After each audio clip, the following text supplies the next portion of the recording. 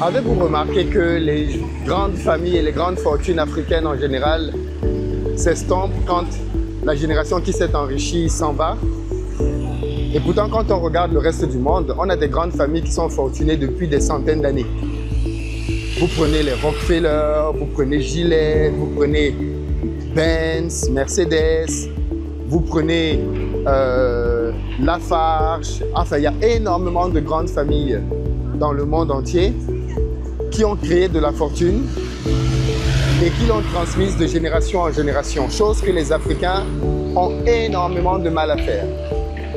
Heureusement qu'Aliko Dangote est encore en train de donner une leçon aux Africains et il est en train de réussir sa transition sous nos yeux. Au moment où je vous parle, Aliko Dangote a démissionné du conseil d'administration de Dangote Cement, qui est sa plus grosse, qui était en tout cas sa plus grosse boîte avec une valorisation à 20 milliards. Il s'est retiré de là et il a mis sa fille. Aujourd'hui, les filles de Dangote ne sont pas directrices générales.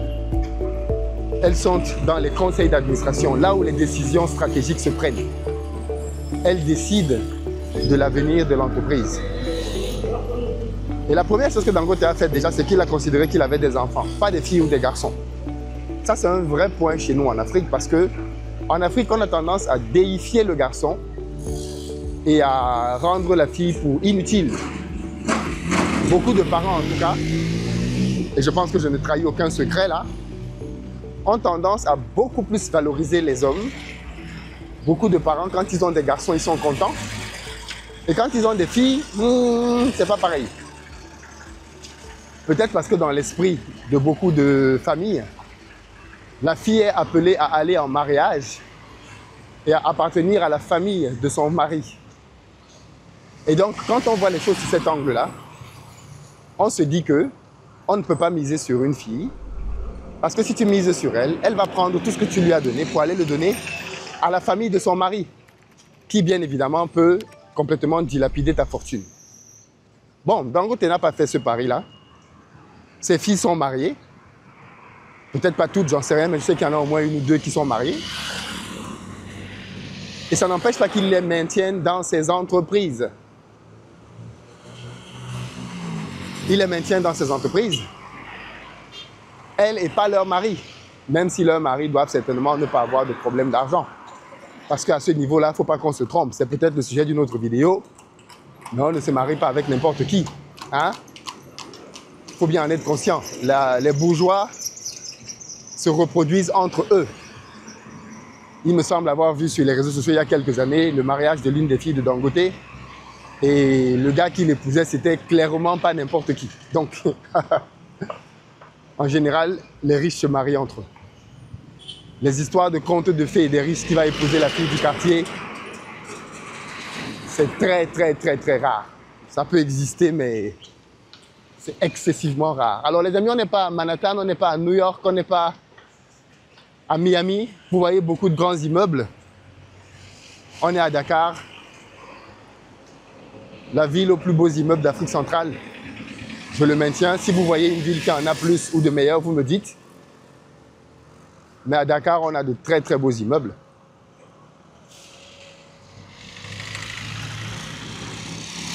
Parce qu'on laisse les architectes faire leur travail. Dans la plupart de nos pays, les architectes ne sont pas vraiment sollicités pour des projets.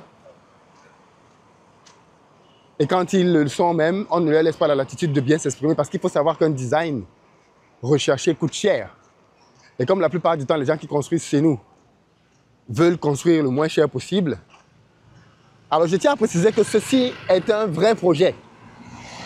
OK? Ceci est un vrai projet. Je l'ai vu, la première fois que je l'ai vu, je suis resté choqué tellement c'était joli. Et il est comme ça dans la réalité. OK? C'est une vraie résidence là. C'est pas un plan qui est dessiné. C'est un vrai projet. Ça appartient à la société Icon. C'est notre ami Marc Saint-Julien qui y est. Mais c'est un vrai projet. Donc je suis au Sénégal cette semaine. Ah voilà un autre. Enfin, les projets ici, c'est... c'est un autre niveau, hein, les amis. Vraiment. Les architectes se font plaisir ici. Et je disais que je suis au Sénégal là, pour une grosse formation ce samedi. Vous avez un numéro de téléphone qui s'affiche. Le thème, c'est 3 business en ligne pour gagner tous les mois 1 million de francs CFA. Mon objectif, c'est de vous montrer comment, chiffre à l'appui, vous pouvez générer tous les mois 1 million de francs CFA dans votre poche grâce à des business en ligne. Ça permettra que votre temps passé sur Internet soit utilisé désormais différemment. Non plus simplement pour vous amuser, mais pour générer aussi du cash. Le monsieur là, lui, ne voit pas.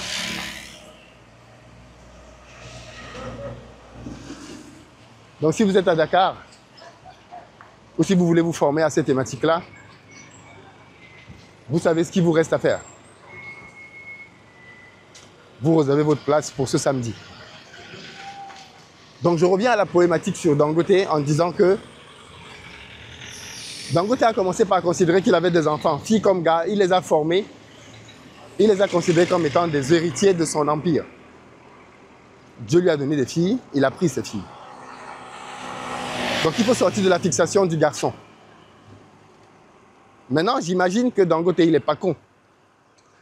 Il a certainement dû prendre des précautions au niveau des transmissions d'héritage. Il y a plusieurs familles françaises qui ont fait ça dans le monde, et même pas que françaises, qui ont créé des clauses d'héritage.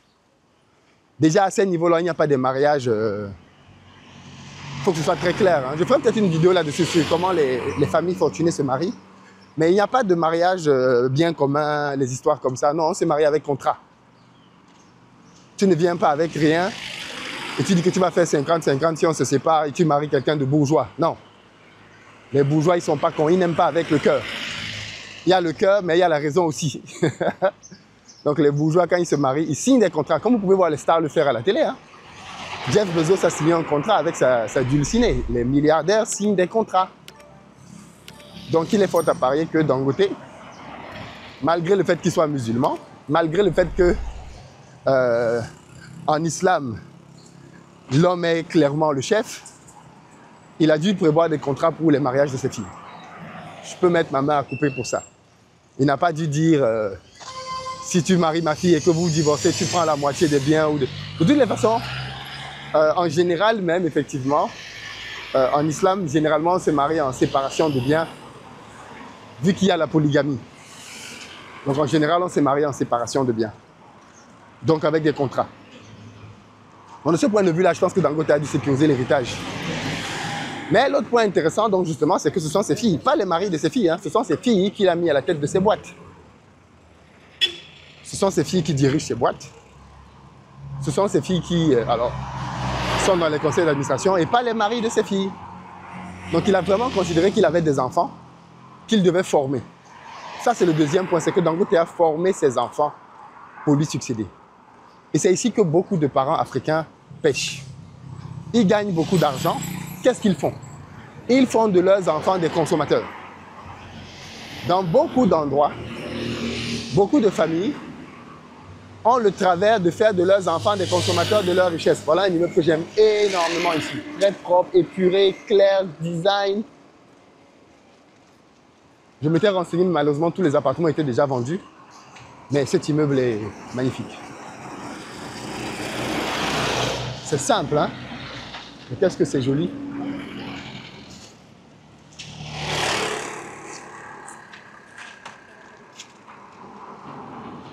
On se croirait à Miami.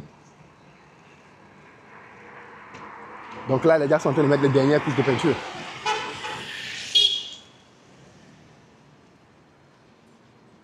Donc, pour revenir à ce que je disais, on n'est pas à Miami, on est à Dakar, les amis. Ça reste Dakar, ok? C'est Dakar. Alors, qu'est-ce que je disais?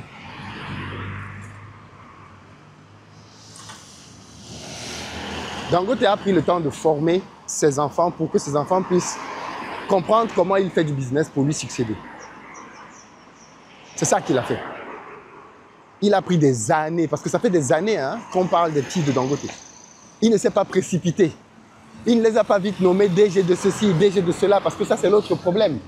C'est que même ceux qui veulent former leurs enfants, en réalité, n'établissent pas un vrai parcours de formation. Ils mettent tout de suite rapidement leurs enfants à des postes de direction.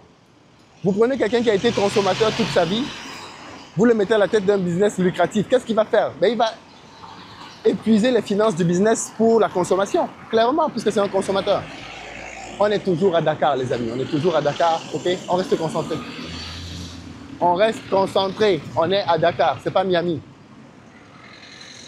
On est toujours à Dakar.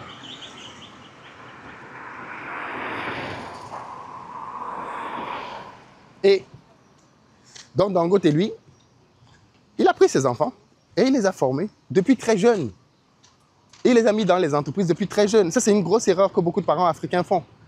Ils ont des enfants et ils viennent dire, ouais, on va laisser l'enfant faire ce qu'il veut selon sa passion. Quelle passion? L'enfant va être dans l'entreprise familiale. Il va en assurer la pérennité. Laissez-moi vos histoires de oui, la passion, la passion. Combien de personnes vivent de leur passion dans le monde? Même pas 1%. La plupart des gens font un boulot contraignant, un boulot qu'ils n'aiment même pas, pour pouvoir subvenir à leurs besoins. Et encore, ce boulot même ne subvient pas convenablement à leurs besoins. Vous venez dire passion, passion, passion. S'ils ont une passion, il n'y a pas de problème. Qu'ils fassent bien le business et le business va financer leur passion. Si leur passion est différente, de ce qu'il y a dans l'entreprise, il n'y a pas de problème. Le business va financer leur passion, mais qu'ils apprennent à bien gérer le business. Cet immeuble est très beau la nuit.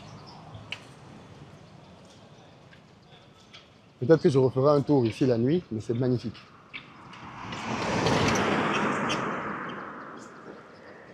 Donc il a formé ses enfants. Il n'en a pas fait des consommateurs comme la plupart des fortunes africaines.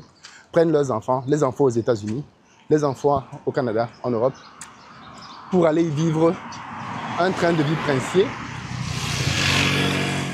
aux frais de la reine. Et au final, le jour où il faut leur transmettre quelque chose, ils sont totalement incapables de le gérer. Parce qu'ils n'ont jamais été préparés à gérer, en fait. Ils n'ont jamais été préparés à gérer. Donc Dangote a considéré qu'il avait des filles. Un. Deuxio, il s'est assuré de leur formation. Et tertio, il leur a donné des responsabilités progressivement. Jusqu'aujourd'hui, elles ne sont pas CEO de ces boîtes. Elles entrent au conseil d'administration maintenant seulement. Alors que ces filles, pour certaines, ne sont pas loin de la quarantaine. Donc il a pris le temps de vraiment les faire maturer.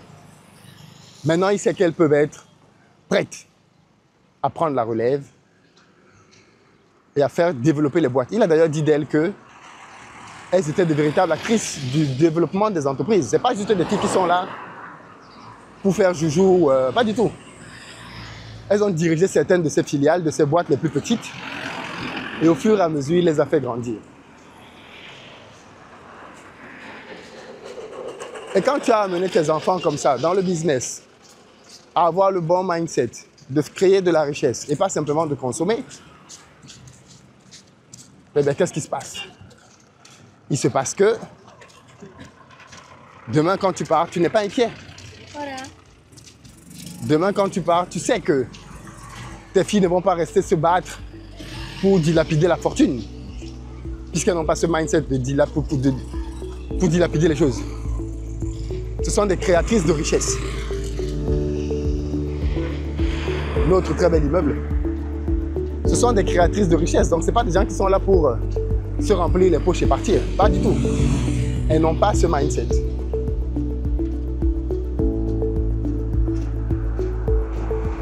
Bref, Dangote a bien fait les choses en tout cas. Il a très bien fait les choses. Et ceci devrait bien évidemment inspirer toutes nos fortunes africaines. Toutes nos fortunes africaines qui, je le répète, dilapident, construisent des choses, n'impliquent pas leurs enfants et après ne comprennent pas pourquoi leurs enfants ne s'y intéressent pas, font de leurs enfants des consommateurs et après ne comprennent pas pourquoi leurs enfants attendent qu'ils meurent rapidement pour s'approprier tout ce qu'ils ont bâti. Parce que vous avez fait de ces enfants des consommateurs. Aussi simple que ça. Vous avez fait de ces enfants des consommateurs. Vous n'en avez pas fait des créateurs de richesse.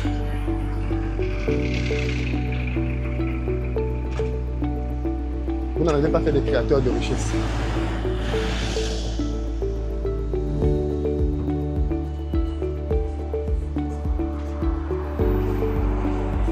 Qu'est-ce que vous en pensez? Hâte de vous lire là-dessus. Les immeubles, il y en a ici, tu en veux, tu en as. Les uns plus beaux que les autres.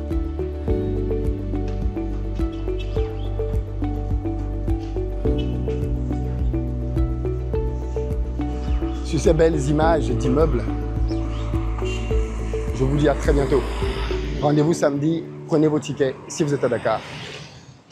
Ciao!